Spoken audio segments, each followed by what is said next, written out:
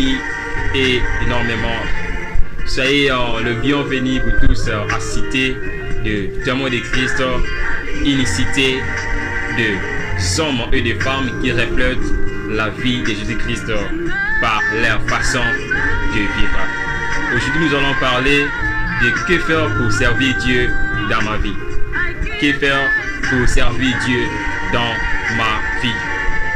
Laisse-moi vous dire que comme des voitures ont besoin de carburant ou d'énergie pour bien assurer sa fonction, de même avec nous dans le service de Dieu. Alors nous allons comprendre qu'est-ce qu'il faut, que faire pour servir Dieu dans nos vies. Que faire pour servir Dieu dans nos vies. Premièrement, pour servir Dieu dans ta vie, pour servir Dieu dans ta vie, tu dois être un enfant de Dieu. Beaucoup de gens ne comprennent pas vraiment qui est un enfant de Dieu, ou bien que veut dire un enfant de Dieu. Nous allons comprendre ça dans Jean chapitre 1, les versets 12 à 13.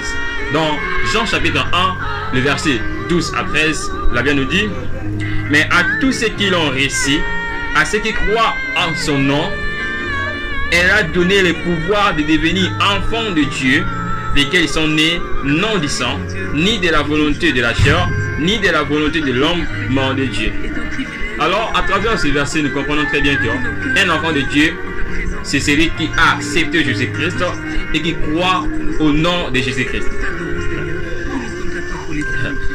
Par la grâce de Dieu, j'espère que nous sommes bénis. Donc, un enfant de Dieu, c'est celui qui croit au nom de Jésus-Christ, qui accepte Jésus-Christ en tant que son Seigneur et son Sauveur. C'est ça un enfant de Dieu. Un enfant de Dieu est celui qui a reçu le Seigneur Jésus-Christ en tant que son Seigneur et Sauveur et qui croit en son nom. Que faire pour servir Dieu dans ma vie? Premièrement, tu dois être un enfant de Dieu. Accepte Jésus-Christ en tant que ton Seigneur et ton Sauveur. Crois au nom de Jésus-Christ. C'est bien dit dans la parole de Dieu. Elle a donné le pouvoir de devenir enfant de Dieu. Dans l'autre version dit, elle a donné le droit de devenir enfant de Dieu. C'est-à-dire, toute personne qui accepte Jésus-Christ et qui croit au nom de Jésus-Christ ont le droit ou le devoir de devenir, ou le pouvoir plutôt, de devenir un enfant de Dieu. Que faire pour servir Dieu dans mes domaines? Deuxièmement, pour servir Dieu dans ta vie ou dans tes domaines, tu dois être un homme spirituel. Pour servir Dieu dans ta vie, tu dois être un homme spirituel. Tu dois être un homme spirituel. Dans Jean chapitre 4, verset 24, la Bible nous dit: Dieu est esprit, et il faut que ceux qui l'adorent en esprit et en vérité. Ce sont des hommes spirituels qui servent Dieu. Tu ne peux pas servir Dieu charnellement, il faut servir Dieu spirituellement pour que tes services soient agréables devant Dieu. Alors pour servir Dieu dans ta vie, tu dois être un homme spirituel. Là c'est Dieu. Un homme spirituel, c'est celui qui est de la part de Jésus-Christ, ou qui appartient à Jésus-Christ et qui manifeste en lui les fruits de l'esprit. Alors là, ce sont les caractéristiques maintenant d'un homme spirituel. Un homme spirituel, c'est celui qui est de la part de Jésus-Christ. Donc c'est une personne qui est pour Jésus-Christ, c'est une personne qui est de la part de Jésus-Christ, c'est une personne qui est dans des côtés de Jésus-Christ, c'est une personne qui parle de Jésus-Christ en lui. Dont sa vie appartient à Jésus-Christ. C'est une personne qui manifeste les fruits de l'esprit. Un homme spirituel, c'est une personne qui manifeste les fruits de l'esprit. Les fruits de l'esprit, ce sont des fruits qui caractérisent une personne qui est spirituelle. Dans Galates chapitre 5, le verset 24.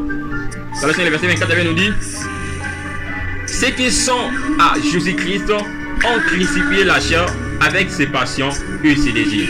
Alors une personne, un homme spirituel qui est de la part de Jésus-Christ, c'est une personne qui a crucifié sa chair ainsi que le désir de la chair. Alors si tu es un homme spirituel, si tu es de la part de Jésus-Christ, tu dois crucifier ta chair ainsi que le désir de la chair. Tu dois être véritablement un homme spirituel. Maintenant, nous allons lire les fruits de l'esprit dans Galates 5, 22. Et bien nous dit non, les fruits de l'esprit, c'est l'amour, la joie, la paix, la patience, la beauté, la bénignité, la fidélité, la douceur, la tempérance. Alors, c'est ça un homme spirituel. C'est lui qui manifeste les fruits de l'esprit. C'est une personne qui manifeste l'amour. C'est une personne qui manifeste la joie, c'est une personne qui manifeste la paix, c'est une personne de la paix, c'est une personne qui a la patience, c'est une personne qui a la bonté, la bénédiction, la fidélité, c'est une personne qui a la douceur ainsi que la tempérance. C'est ça un homme spirituel. Toi, tu es un homme spirituel, mais en tout temps, tu as toujours la colère. Parce que bien que la colère n'est pas un fruit de l'esprit. La colère n'est pas un fruit d'un homme spirituel qui est de la part de Jésus-Christ. Voilà, c'est ici que je m'archive.